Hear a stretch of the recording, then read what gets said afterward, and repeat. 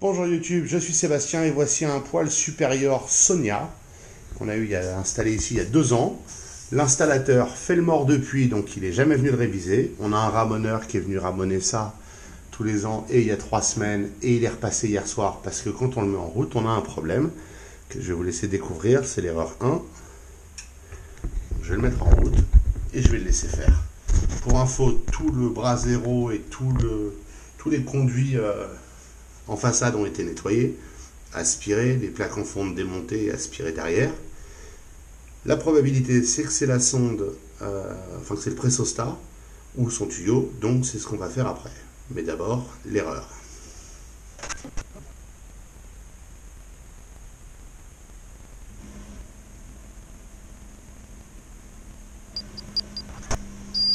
Et voilà comment ça se passe. Donc maintenant, on va l'éteindre. On va le laisser s'éteindre lentement. Et pour ceux qui poseraient la question, oui, le joint de la porte, il est nickel. Tout est propre, le poêle a été entretenu. Juste, on n'a pas de service. Le service le plus proche, il est maintenant à 130 km de nous, 120 km de nous. Ils peuvent éventuellement venir le 24 novembre. On est mi-octobre. Donc, on va diagnostiquer un petit peu nous-mêmes. On va le laisser s'éteindre et puis après, on se retrouve quand j'en suis à démonter. Bon, maintenant je vais vous faire un petit peu de voice-over parce que j'étais concentré à bricoler. La solution est simple. Il faut débrancher le conduit d'évacuation des fumées. Il faut dévisser les 700 vis qui tiennent le cache arrière en métal. Quand il n'y en a plus aucune, de toute façon, il vient très facilement. Il faut enlever le conduit d'abord, sinon vous ne pourrez pas le passer. Et une fois que vous aurez fait ça, vous aurez accès aux entrailles de la machine. Et vous allez trouver le pressostat au bout de quelques tuyaux en caoutchouc, en silicone ou c'est un silicone particulier, donc mettez pas n'importe quoi si vous voulez remplacer. Passez l'aspirateur si vous avez trouvé de la suie qui est tombée du conduit quand vous l'avez débranché, ça évitera de tout pourrir. Donc le pressostat, c'est un machin blanc et c'est celui qui est derrière ces 2 vis là que je suis en train de dévisser.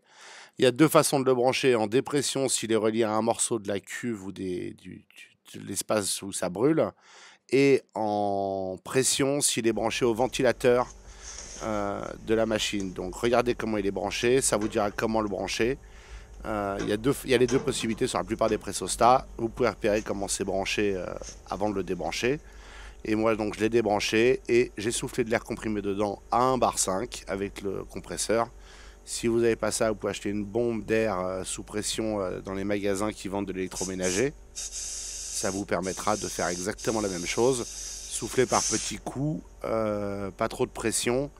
Tenez bien le tuyau en place. En l'occurrence, mon pistolet à air comprimé est trop gros pour le tuyau, donc il faut que je le tienne appuyé contre. Mais ça permet de dégager toute la suie qui est dans le tuyau. Et pour ça, je blâme le ramoneur un petit peu qui a tendance à bouger la machine. Et si le compartiment où est branché le tuyau est en dessous du bras zéro, si c'est plein de saloperies, il peut y en avoir dans le tuyau. Résultat, il n'y avait pas de dépression, ce qui nous causait l'erreur 1. C'est une panne toute bête. C'est une panne qui pourrait être évitée avec un simple ventilateur sur la ligne qui souffle de l'air avant de démarrer pour s'assurer que ça dégage de la ligne.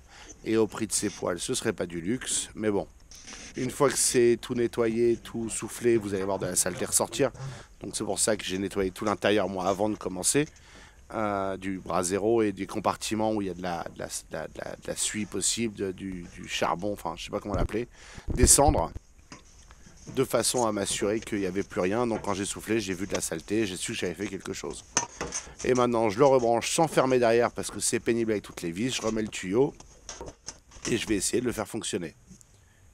Et si et quand ça fonctionne, puisqu'en l'occurrence je connais la fin de la vidéo, je peux vous le dire, il va fonctionner.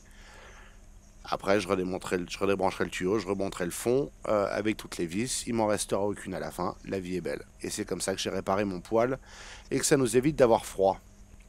Et on a aussi un technicien qui vient dans 1 mois nous faire la révision. C'était le plus proche et il vient de loin.